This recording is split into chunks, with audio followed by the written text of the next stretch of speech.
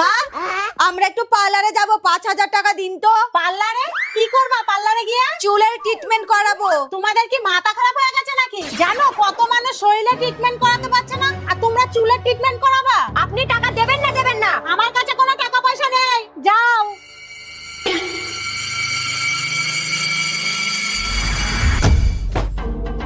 কিরে, টাকা তো দিল না, এবার কি করবি? টাকা উনি দেবে না, ওনার, সে তো আর বেঁচে নেই, ওনার ঘাড় দেবে। কিভাবে? আজকে আমরা 3 জন ছাড়া বাড়িতে আর কেউ নেই, তো আমি যেটা বলছি সেটা কর। মা, এই যে আপনার চা।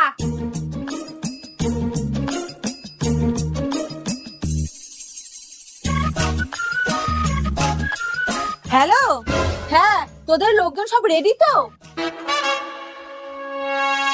ঠিক আছে, আজকেই কিন্তু খালাস করে দিতে হবে। আর শোন,